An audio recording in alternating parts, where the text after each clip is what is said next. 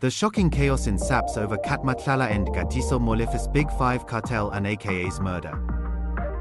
Every single day, millions of ordinary South Africans place their trust, and indeed their very lives, in the hands of the police, relying on them to uphold the law and keep their communities safe from harm.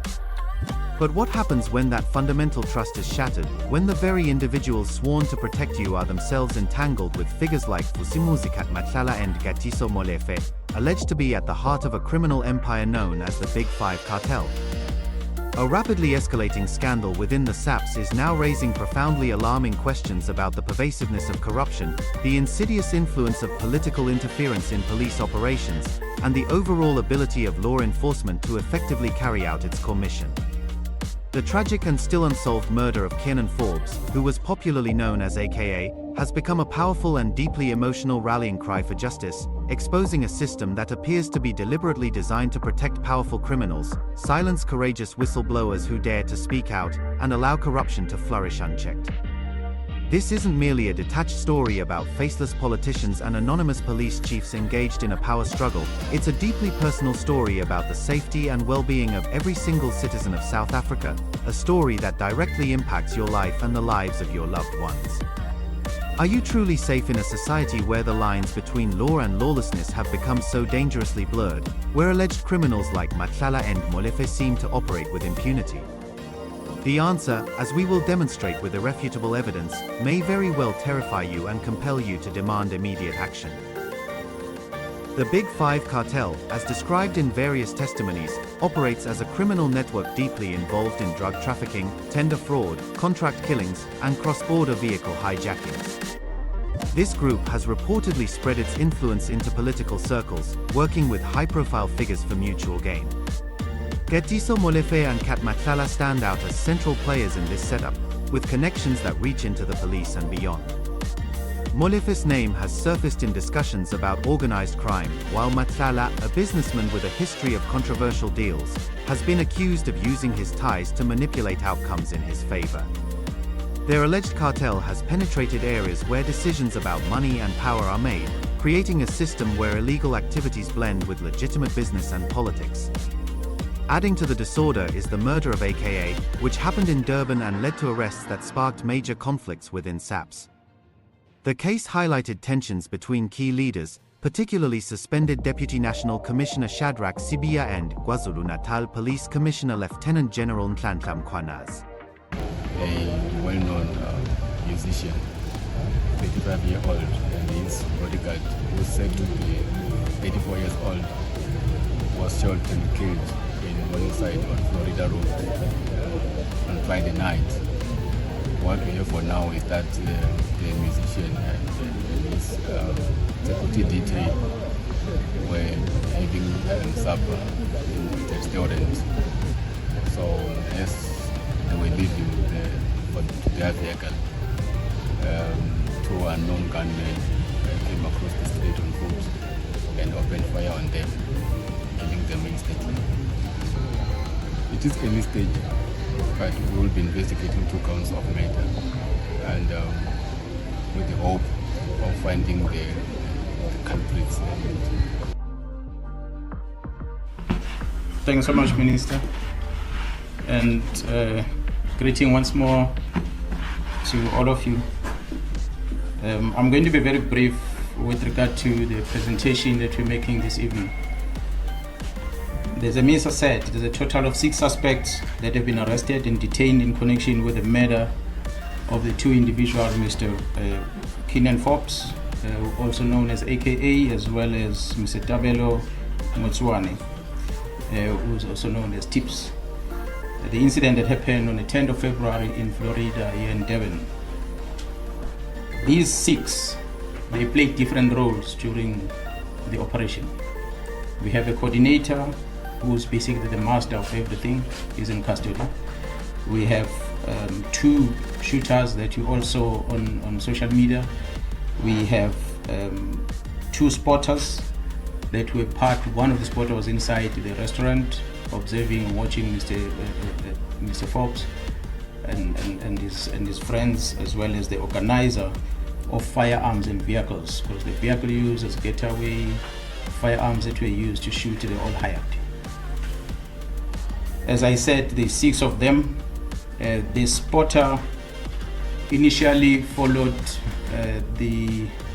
Mr. Forbes from the airport on arrival, all the way to the hotel, as well as to the restaurant where the incident happened. And this person was also responsible for gathering resources together, the whole team together, as well as the rewards that came thereafter when the people have done their job, the payments that was done. And the second suspect that we have is a person who supplied firearms and vehicles, and that person was also linked to other 2 murder cases, not these ones that we're talking about. And the third one, it's a shooter who is linked to another murder case, another parallel murder case. We have another spotter that was just outside the restaurant, who's also linked to another case. And we have another spotter who was outside Wish, who's linked to other 2 murder cases. And we have a shooter also as a 6th person who's linked with another murder case. In total of the exhibits that we've recovered thus far, it's a total of 4 vehicles, as well as a firearm that was used in a commission of crime, as well as cartridges that were picked up from the crime scene that were linked with another crime scene where another shooting happened. The first vehicle, which is a Mercedes-Benz, was recovered on the 6th of March last year. And the second recovery was on the 22nd of April, and that was a firearm that was used to shoot and kill Mr. Forbes specifically. On the 23rd of June, the team identified, after recovering these cartridges, they linked them together and were able to link that and confirm that they're all involved. That firearm that was used in both murder scenes. A BMW was recovered on the 2nd of August. That's a vehicle that was trailing Mr. Forbes when he landed in KZN from the airport all the way to the hotel, all the way to the restaurant. A grey I-10 vehicle was recovered on the 20th of October last year. And on the 23rd, the last vehicle, which is a Polo, was recovered as well. So all these recoveries were kept in police premises, and we processed them. The last 2 vehicles were hired from the owner who rented these vehicles. So we took the statement from the owner, we've done all the necessary things, touched DNA and everything that we needed on those cars, and we since released them to the owner, because the owner just rented this vehicle out.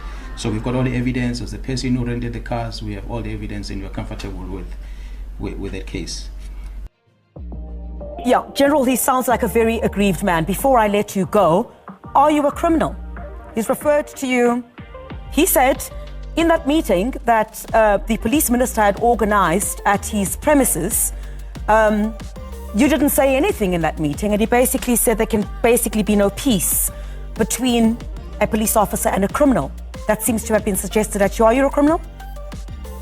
No, Cressida, I'm 37 years in this field. I've been doing this job, and many people, all the provinces know me. I've done my job throughout the country. I've served the people of South Africa, and there are big cases that I can point you out, including the AKA that he's talking about. I'm the one who was pushing it. He's talking about the AKA. I'm the one. He in fact, he didn't want to arrest. I'm the one who arrested, who pushed for the arrest of AKA. So, and I can show you and I can prove to you about my involvement in the AKA matter. So I can tell you now, and I'm telling South Africa now, I am the one who was pushing for the arrest of AKA, not Mkhwanazi. That's what you must know. You seem to be, the two of you seem to be going toe to toe. Yeah, in this case, the two of you seem to be going toe to toe. Do you have any bad blood with General Mkhwanazi? And I mean, how does all of this fare? Take a South African. It only started as a result of the AKA matter because he didn't want to take this matter forward, and I had to force that these criminals be arrested.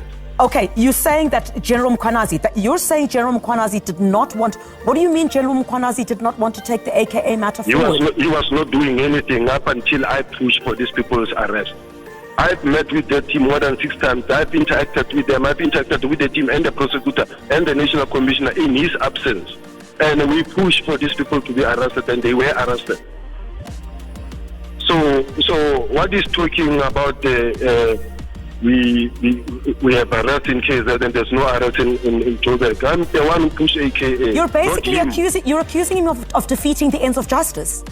When? No, when you're saying that he didn't want to do anything about the AKA matter, is that not defeating the ends of justice? I don't say he didn't want to do anything, was not doing anything. After suspects in the AKA killing were taken into custody during a covert operation in Cape Town, a briefing for the then Police Minister Big Five became a point of contention. Sibiya reached out to the Deputy Provincial Commissioner in KwaZulu-Natal instead of Mkhwanazi directly, citing previous difficulties in communication. This move angered Mkhwanazi, who saw it as a bypass of his authority. The disagreement escalated, leading Mkhwanazi to effectively bar Sibiya from operations in the province, despite Sibiya's national role. This ban has stalled important national efforts against crimes like cash-in-transit heists, drug trafficking, and truck burnings in KwaZulu-Natal, leaving the area vulnerable and projects from police headquarters in limbo. Sibiya, in his appearances before Parliament's ad hoc committee investigating corruption in SAPS, has strongly denied any connection to the Big Five Cartel. He has pointed out that if such a group truly exists, no arrests have been made for their supposed activities in drugs or other areas. He insists he has no knowledge of or involvement with it, calling the accusations groundless. An instruction, a lawful instruction comes from the minister to the National Commissioner, from the National Commissioner to me. And a Deputy National Commissioner must lose his job because of that. And then they bring other stories to muddy the whole thing and say, no, it's because of the cartels. We didn't know what we now know. They are not connected, this thing. Just tell me what was my role in those cartels that you're talking about. Where I'm sitting, I have a document that was produced by Crime Intelligence.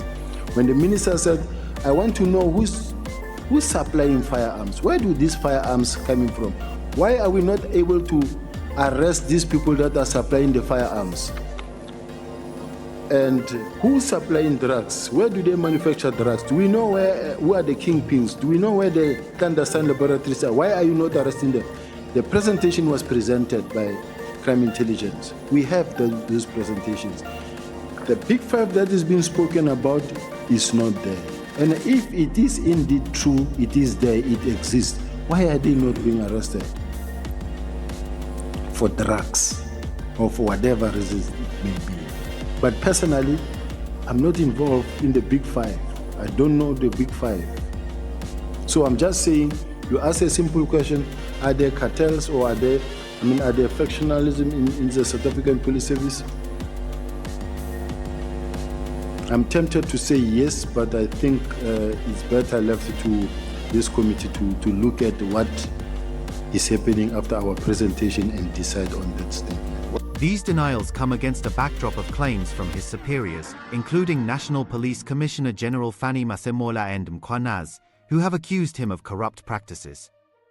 Matlala has described Sibiya's actions as attempts to seize control of units like the Cold Case Team and to replace leaders in the Political Killings Task Team, or PKTT, possibly to shield certain individuals from scrutiny. The PKTT itself has become a major element in this saga. Formed in 2018 following an interministerial committee set up by President Cyril Ramaphosa to address political killings in KwaZulu-Natal, the team was meant to investigate targeted assassinations. However, Sibiya has described its structure as unusual, reporting not to the standard crime detection chain under his command but to others like Crime Intelligence head Dumisani Khumalo and Mkhwanazi. He has noted that the PKTT was not discussed in Board of Commissioners meetings, and he was excluded from its minutes and operations despite his high-level security clearance.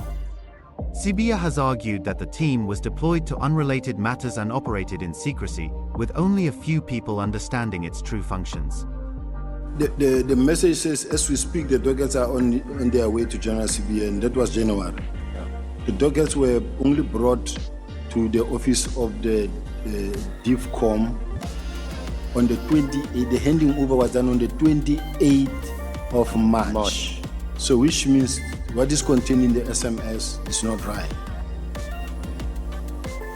Well, it may not be right, but it's not accurate, because it's not, they say the dockets are on the way to Sibiya as we speak, and that's on the 1st of January. In my case, I wanted to systematically go with this thing because here is an instruction, a letter that is written, instruction received from the National Commissioner. General Rabi put a deactivation plan in paper that talks about how to do this deactivation, and finally writing out the closing report, all the exercises that must happen here. It explained everything leading to the Office of General Sebola bringing me the final document that I must now finally sign. And then and it's also still referred to my office by the Office of the National Commissioner. The same letter that was done by General Rabi, it was sent to the Office of the National Commissioner, not to me, from Rabi, as directed by the National Commissioner, to Sebola, who is the office manager in the Office of the National Commissioner. Then Sebola take it to my PA and say, print and give to the General to sign. So the National Commissioner says, I brought him a document that he did not like and he didn't sign. But that's a document that comes from the National Commissioner's office. I take it that if he didn't like it, should have called Rabi again and say, hey, I don't like this document. Why did you write 1, 2, 3, 4? Because it's not how I want it. Not to let it go further. He has called for an audit of its overtime claims since its start, pointing out its massive 500 million rand budget, while other areas, like murder and robbery units in places such as Westbury, Eldorado Park, and Hanover Park, struggle with limited resources. In his view, the PKTT has not effectively helped the country and should have been under detectives, which falls in his department. The disbandment of the PKTT at the end of last year, directed by suspended Police Minister Senzo Mchunu, has fueled more controversy.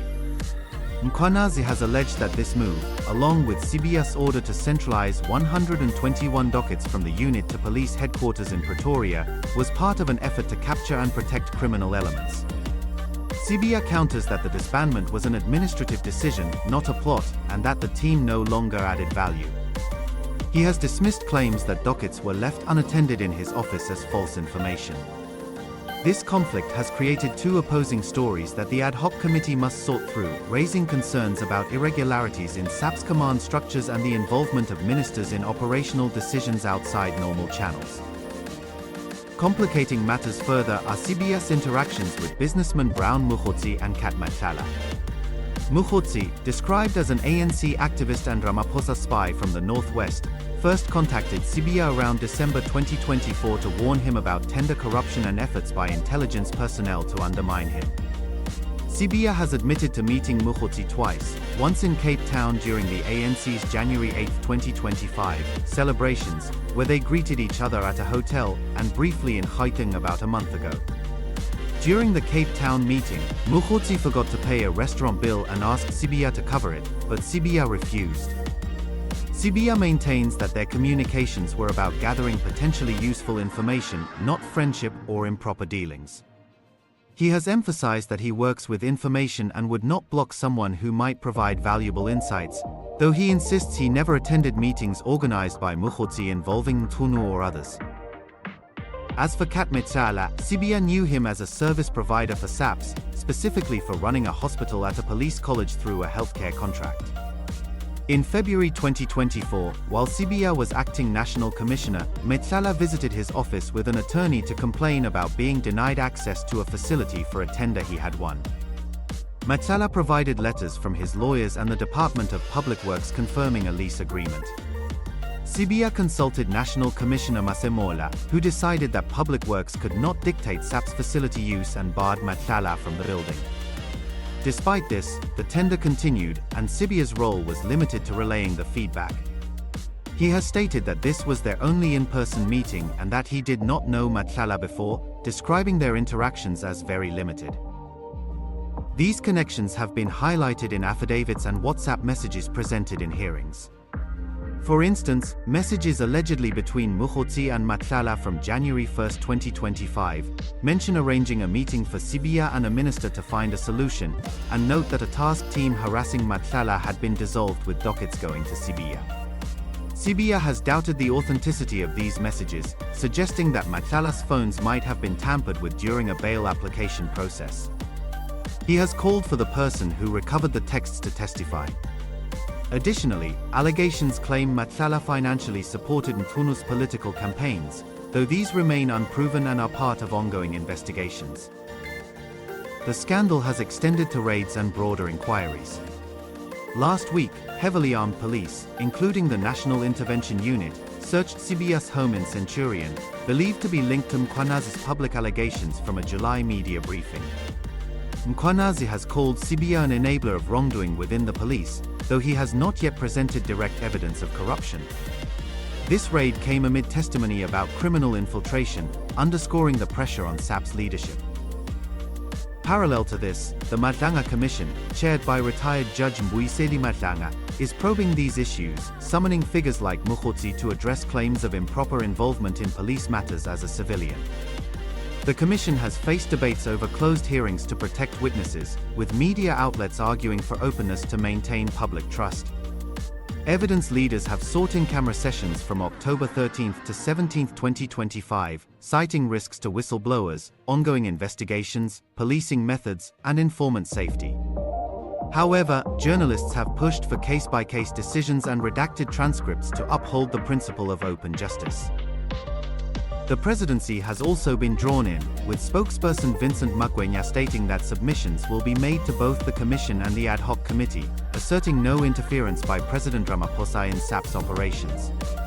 References to the presidency in testimonies, such as a complaint about withdrawing detectives from Richards Bay murder cases, have prompted calls for Ramaphosa to appear, though no direct accusations against him have surfaced.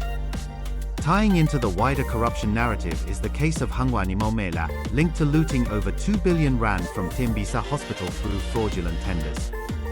The Special Investigating Unit raided his Sandton home, seizing assets like 3 Lamborghinis, designer furniture, and artwork worth 133.5 million rand, part of a larger 900 million rand target. Nhlanhla's mansion, bought via a family trust for 86 million rand by combining 2 plots, features infinity pools, manicured gardens, a car wash, and a hair salon, secured by walls, CCTV, and lights. A video showing Ramaphosa outside Nhlanhla's house was explained as a coincidental walk with staff, with no personal relationship claimed beyond a distant family tie through a past marriage. Ramaphosa reportedly instructed family to avoid government business deals before his deputy presidency in 2014.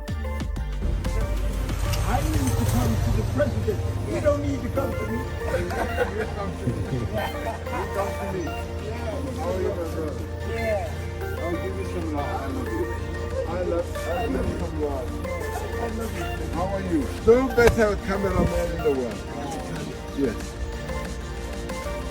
I mean, if you say it's beautiful, this is the best. Colleagues will have seen a video that's been doing the rounds on social media, purporting to place the president at Mr. Morgan Nhlanhla's home. We would like to therefore address the falsehoods that have been spread through this video showing the president with a well-known radio DJ, commonly known as Thibo Touch, outside Morgan Nhlanhla's home. The video shows 4 gentlemen, namely Deputy Minister Jomo Sibiya, who at the time was a special advisor to the president. And this video was taken or recorded on the 29th of September 2023. You also see the president in the middle with the DJ, Thibo Touch, as I've mentioned, as well as with Bishop Noel Jones.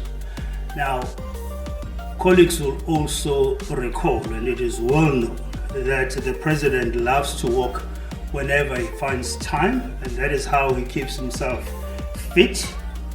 On this day, he had invited Mr. Sibiya on a walk, which is something he does regularly, to invite his staff, including ministers, for walks, as well as his friends. It's usually a very constructive time and easy time to engage the president on a number of issues during the walk. So during this particular walk, they passed a house which we now all know to be Maumela's house. As they were passing this house, they were stopped by Thibaut, who got out of the car. As I've mentioned, he was in the company of his mentor and friend, Bishop Noel Jones. They took pictures and they recorded a video. During the same walk, the president had stopped and spoke to several people along the way, including taking pictures with some of those people. Mr. Jomo Sibiya's Facebook post during that time do show all of this. And so, indeed, you see the president in front of Maumela's house, but they were not visiting the house or coming out of that house. It just so happened that Thibaut stopped his car to greet the president as he was walking past what we now know as Maumela's house. The president did not even know whose house it was at the time. The SIU's work in tracing funds through 41 companies tied to Maumela shows capability, yet the real test is turning evidence into courtroom results, asset recovery, and reforms. Whistleblowers need protection, and parliamentary oversight should set deadlines for updates on prosecutions and recovered funds. Katiso Molefe's role in the Big Five adds another layer, with documented cases linking the cartel to politicians. Khumalo has testified that the group has infiltrated political arenas, collaborating for financial benefits. This penetration allows the cartel to influence tenders and evade scrutiny, as seen in Matlala's hospital contract disputes. Sibiya's testimony has included defenses of his professional relationship with Mchunu, noting they met only after Mchunu's appointment and that ministerial requests are hard to refuse. He has recounted efforts to mend ties with Mkhwanazi, including a handshake after Mchunu's intervention post-AKA fallout, though versions differ. Sibiya invited Mkhwanazi to awards events, which went unattended. The ad hoc committee faced delays when Sibiya protested over MPs who filed complaints against him and Mchunu, leading to a referral to the Speaker for advice. Evidence leader Norman Arendse chose to question Sibiya directly on adverse comments rather than having him read a statement. The chaos exposes how personal rivalries and alleged criminal ties can paralyze policing. From the AKA murder arrests to cartel allegations, the story demands scrutiny of SAPS structures, budgets, and leadership. Audits of task teams, transparent investigations, and protections for informants could rebuild integrity. Thanks for watching.